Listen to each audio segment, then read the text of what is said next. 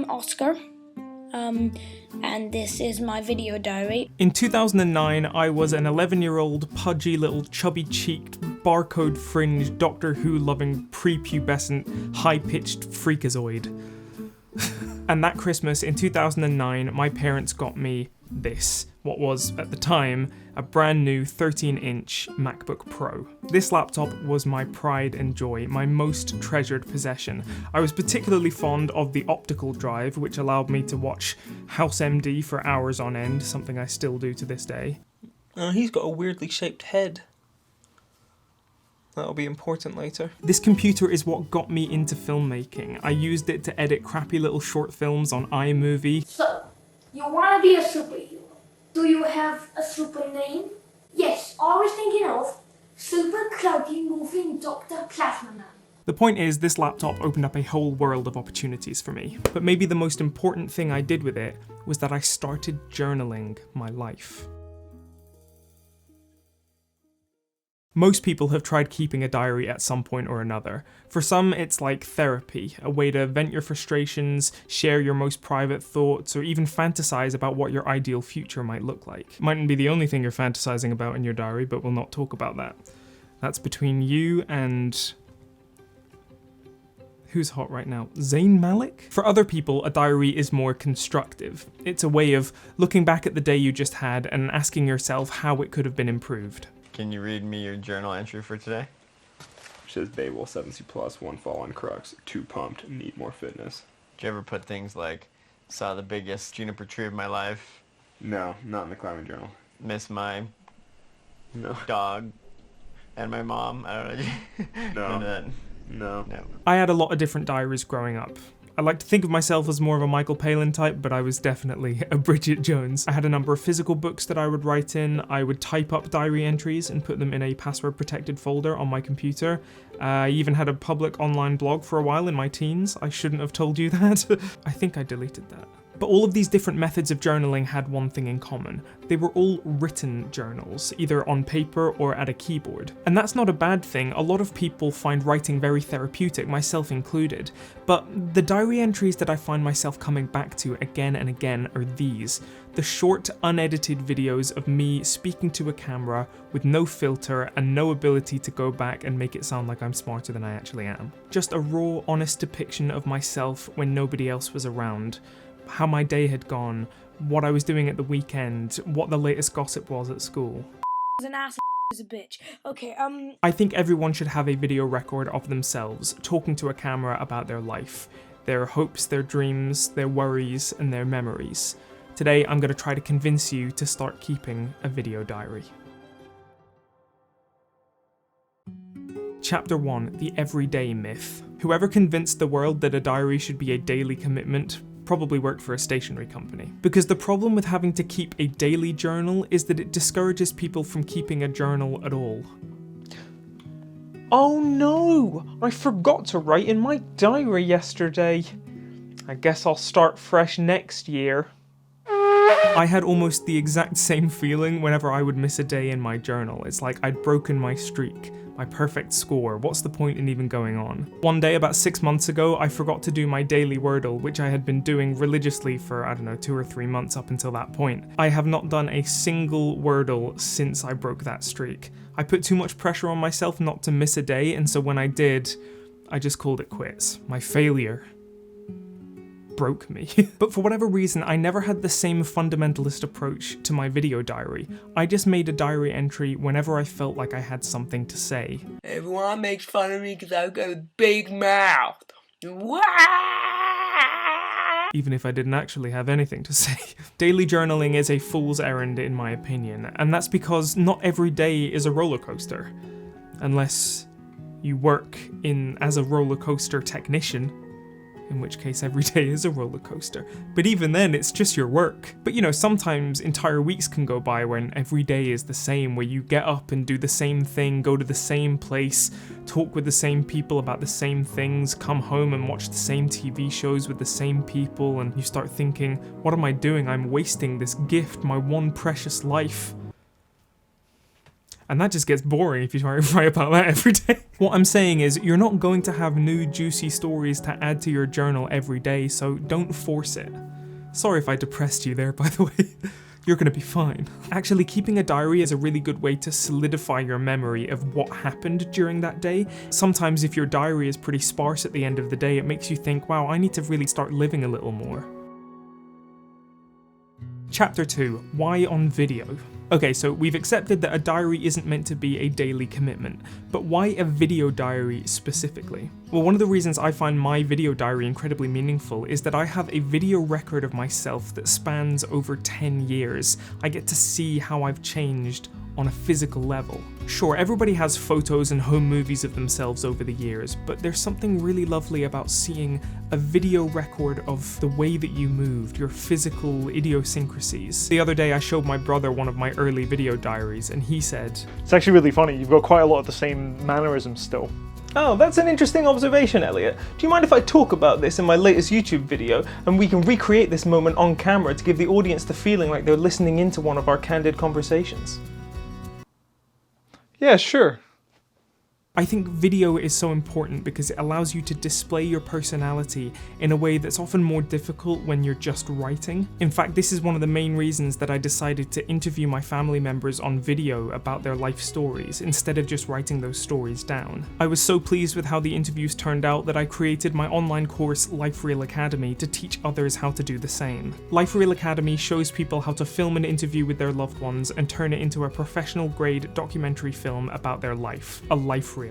A lot of the time, people talk about writing down the stories of their parents or grandparents, but I actually think you can get a way better result by just sitting them down in front of a camera and asking them some questions. You just get a better sense of their personality. You see them thinking and laughing and sometimes crying. You can learn more about Life Real Academy by following the link in the description. Anyway, I think that those benefits of video hold true with journaling.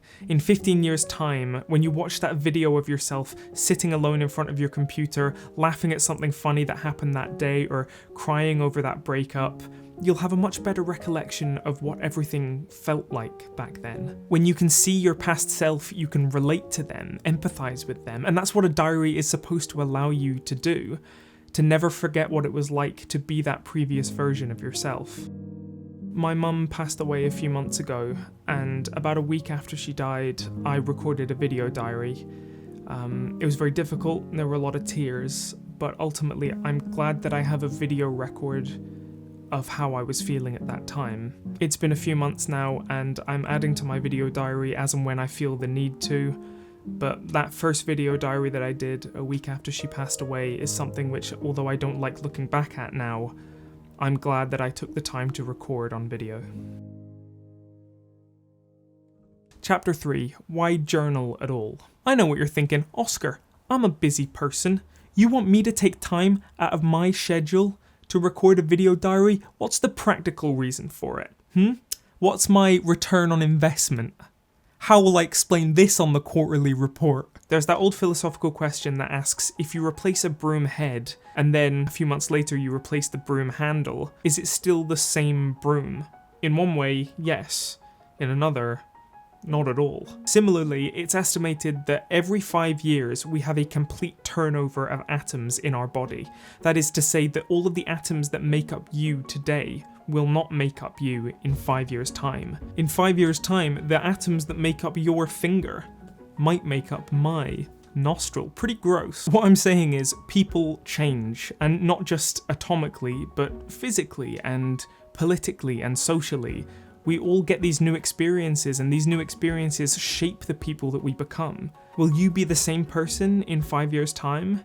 In one way, yes. In another, not at all. I'm a different person today than I was back when I was a teenager. By the end of high school, I noticed that I was overly chatty and generally quite annoying. It was interesting, as a kid, I could identify when people were finding me off-putting, but I didn't know what else to be, like how else to act. My sort of philosophy had been that the more that you can perform and impress people, then the more they would like you. What I ended up realizing, as a lot of young adults do, is that people prefer authenticity, and I found it very difficult to figure out how to be authentic in front of others. When I went to university, I made the conscious decision to talk less and listen more, and this really helped me to mellow out a lot. I started making friends who I could tell really liked being around me, and that's not really something that I'd felt before. I owe a lot of my close friendships to that decision to just dial it down a bit. But in another way, I think I went a bit too far. What I hadn't expected was that this decision to